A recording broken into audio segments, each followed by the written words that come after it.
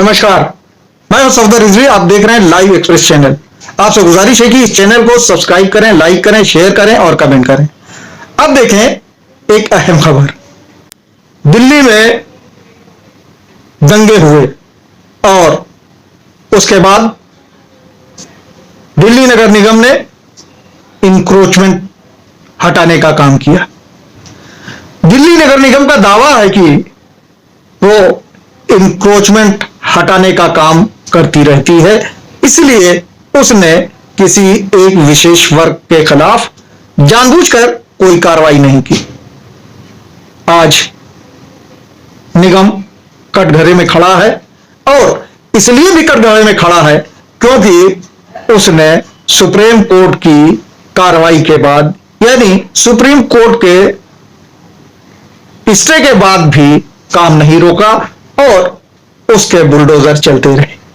अगर विंद्रा कारात बुलडोजर के सामने खड़ी ना होती और कार्रवाई रोकने के लिए हंगामा न करती तो शायद कार्रवाई चलती रहती। खेद की बात यह है कि जिन इलाकों में, जिन जगहों पर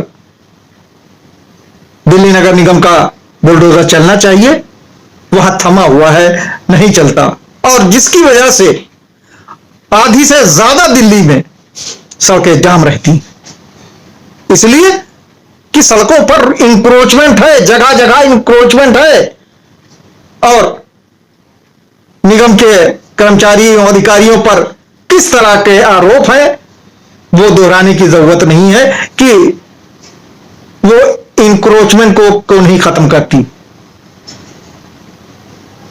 आप किसी भी अच्छे इलाके में चले जाइए, वहां भी इंक्रोचमेंट दिखाई देंगे। और इसीलिए दिल्ली नगर निगम की शिकायत की डायरी अगर देखी जाए तो वहां लाखों शिकायतें दर्ज हैं जिन पर निगम कार्रवाई नहीं करता। यहां तक कि निगम के कर्मचारी शिकायतें लेके रख लेते हैं, डायरी नंबर तक नहीं देते। सवाल इस बात का है कि क्या निगम इंतजार करेगा कि पहले दंगे हो उसके बाद कार्रवाई हो? और अगर ये इस बात का इंतजार नहीं है तो दिल्ली नगर निगम के बुलडोजर खड़े क्यों हैं? तमाम ऐसी सड़कें हैं, लोग परेशान हो रहे हैं, वहां घंटों सड़कें जाम रहती हैं। कई सड़कें तो एकदम से बंद हो गई हैं। आप सीलमपुर चले जाइए, वहां भी यही हाल है। आप राधू पैलेस की तरफ आ जाइए, वहां भी हाल यही है। आप झील शिवपुरी जाइए, देखिए, लाल क्वार्टर जाइए, आप पदर डेयरी की तरफ चले जाइए, हर तरफ इंक्रोचमेंट है। और लापरवाही किसकी है? लापरवाही बताई जाती है दिल्ली नगर निगम के अधिकारियों और कर्मचारियों की। इंक्रोचमेंट कर लीजिए और निगम की सेवा करते रहिए, आपका इंक्रोचमेंट कभी नहीं हटेगा। आप 4 फुट की जगह 8 फुट इंक्रोचमेंट कर लीजिए, आपको कोई पूछने वाला नहीं होगा। इंक्रोचमेंट की बात है, संडे बाजार लगता है लाल किला जामा मस्जिद के सामने, जिसमें हजारों की तादाद में बेरोजगार लोगों को रोजगार मिला हुआ है।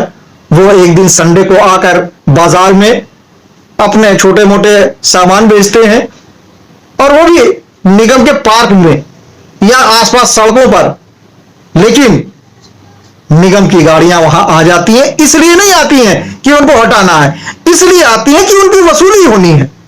रोजाना हर संडे को वहां गाड़ी आके खड़ी होती है, पैसा वसूली होती है, लोगों को भगाया जाता है, पुलिस वाले दौड़ाते हैं, निगम वाले दौड़ाते हैं और उसके बाद फिर उनसे वसूली करके उनको बैठने दिया जाता है। यह नजारा हर संडे को देखा जा सकता है। यही हाल सीलमपुर का है, यही हाल दूसरे बाजारों का है। तो निगम को कब दुरुस्त किया जाएगा? निगम के कर्मचारी कब सही काम करेंगे?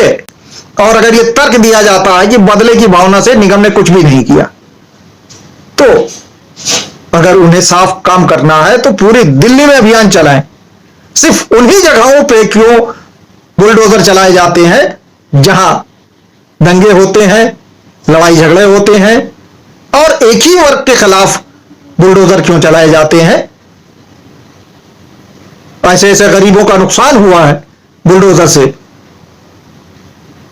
जो सोचा नहीं जा सकता। जिनके पास चंद सैकड़ों की पूंजी थी उसे गिरा के ध्वस्त कर दिया गया, उनके सामान मिट्टी में मिला दिए गए, उन्हें मोहलत नहीं दी गई। क्या कानून का राज चलेगा या कानून का राज ताक पे रख दिया जाएगा? सवाल ये उठता है। सवाल ये उठता है, क्या संविधान के मुताबिक काम होगा या संविधान को किनारे रख दिया जाएगा? भाजपा और उसके संबंधित संगठन यही कहते हैं कि उनकी कोर्ट में आस्था है, उनकी अदालतों में आस्था है, लेकिन उनकी आस्था जहांगीरपुरी के मामले में कहां चली गई? जब सुप्रीम कोर्ट ने स्टे कर दिया, उसके बावजूद वो तर्क देते रहे कि हमारे पास स्टे की कॉपी नहीं है, स्टे की हमारे पास जानकारी नहीं है। ये तो बहाना था, ये तो एक बहाना था। नहीं तो अब तक ये होता था कि अखबारों में, टीवी में, रेडियो में अगर खबर आ गई तो उसे सही मान लिया जाता था। लेकिन अफसोस है कि मीडिया ने अपने को कितना गिरा लिया है।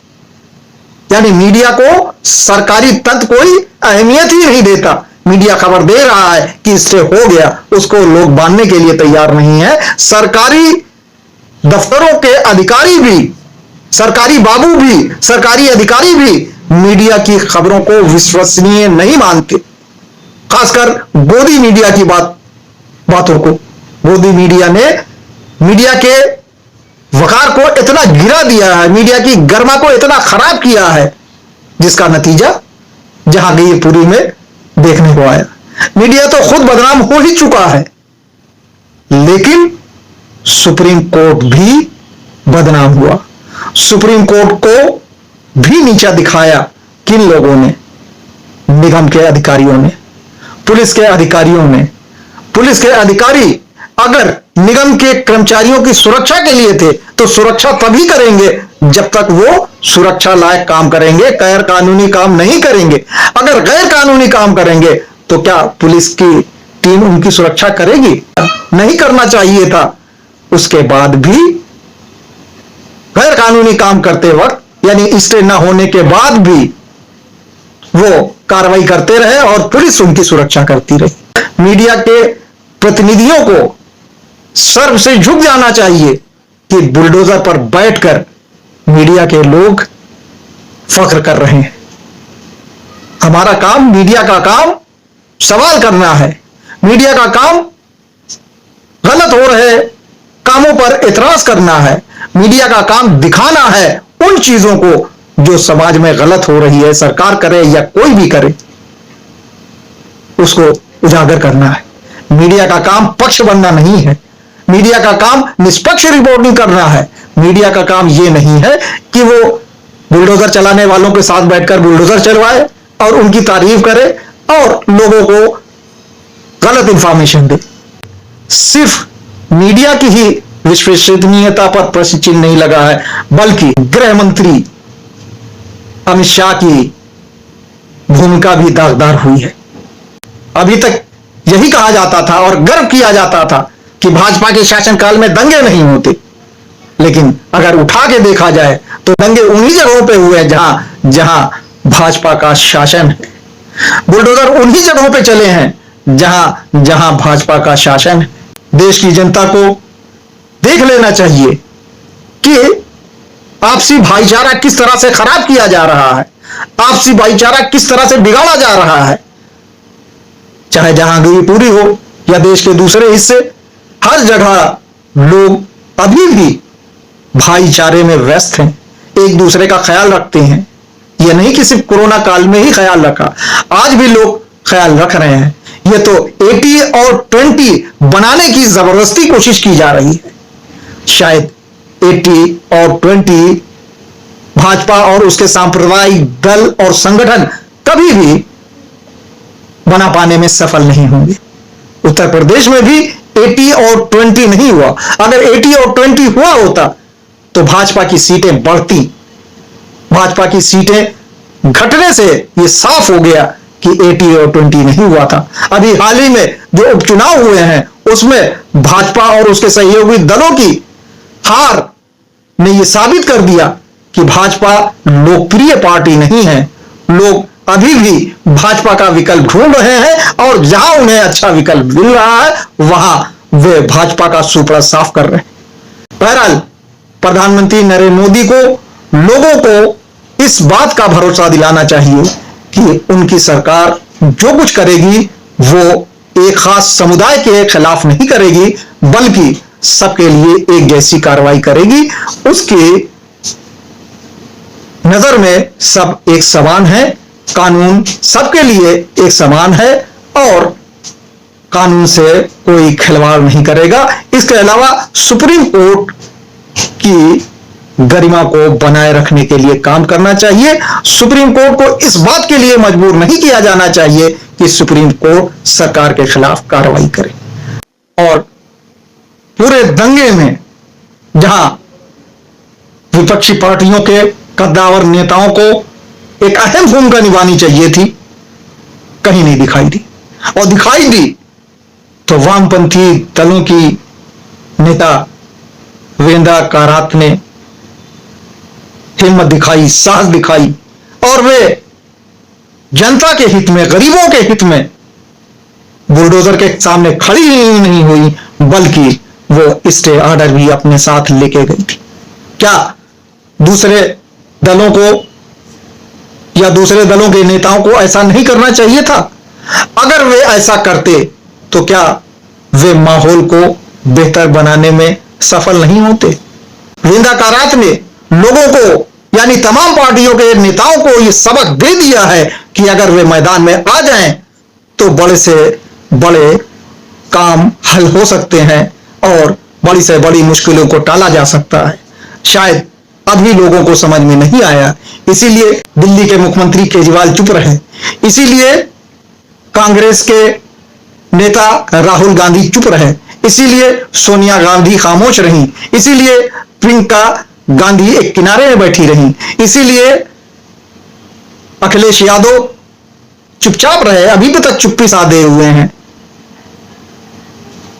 विपक्ष को विपक्ष की भूमिका निभानी पड़ेगी, तब जनता उनका सहयोग करेगी और दिल खोलकर उनके साथ आएगी। आपसे गुजारिश है कि इस चैनल को सब्सक्राइब करें, लाइक करें, शेयर करें और कमेंट